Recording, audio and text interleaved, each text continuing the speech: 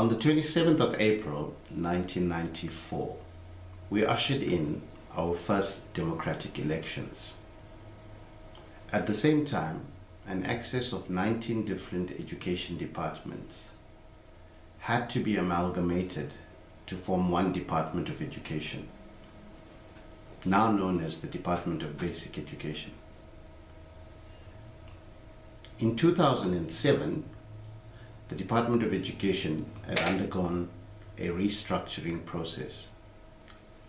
This process included the amalgamation of schools from previously disadvantaged areas, namely Inanda, KwaMashu, Phoenix, Verulam and Tongaat.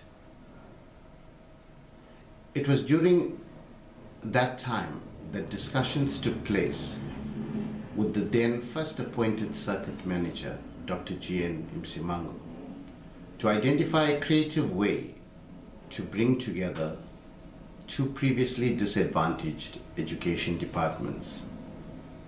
Hence, the birth of the Mafukuzela Gandhi circuit on the 24th of July, 2006. Time to celebrate. On that day of April 27, 1994, Nelson Mandela traveled from Johannesburg to Inanda, a black township on the outskirts of Durban, to cast his vote in the first multiracial elections at the historic Otlange High School. That day, Mandela stood with the masses, not only to celebrate the future, but also, and more importantly, to invite the nascent nation to join him in saluting the memory of one of his first prophets, John Langalibalele Dube, the man who more than a century earlier had traveled overseas to bring back to his people the key to their freedom.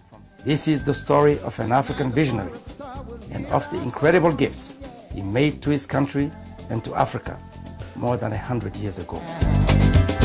Young people from surrounding areas and from many other parts of South Africa start to flock to the hills of Otlange. Classes are initially held outside with Dube and his first wife, Nokutela, as the instructors. But to meet the growing enrollment, Dube has to recruit additional teachers, including blacks from the United States and the West Indies. As if the burden of running such a school was not heavy enough, in 1903, Dube launches Ilanga Lase Natal, the Natal Sun. Everybody, yeah.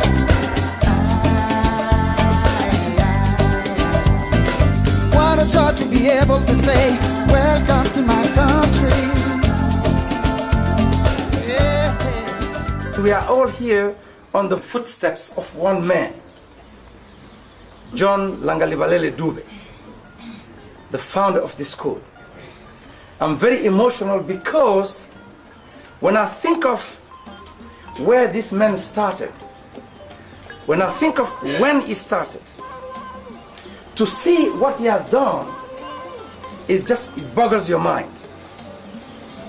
To see that this man started his journey, his vision at age 16 when he went to the United States with a vision to do something for his people. He went to a foreign land and never lost sight of the people he left back home. He never lost sight of the conditions he left back home. In 1893, a young Indian lawyer arrived in Durban and set up his first legal practice. Over the next 20 years, this young man would change drastically from a middle-class lawyer to an extraordinary political leader. His name was Gandhi. Gandhi began his campaign against indentured labor by exposing the plight of the Indians at public meetings.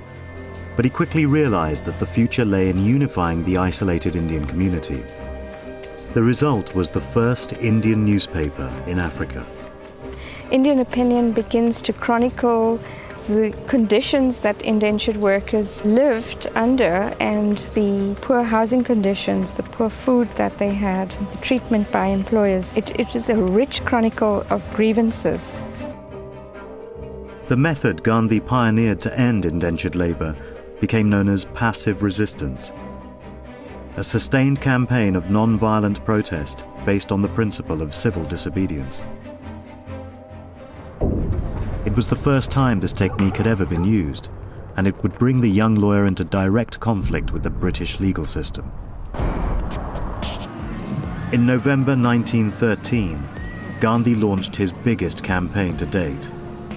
He began by addressing Natal's coal miners, persuading the indentured workers to come out in protest against the government.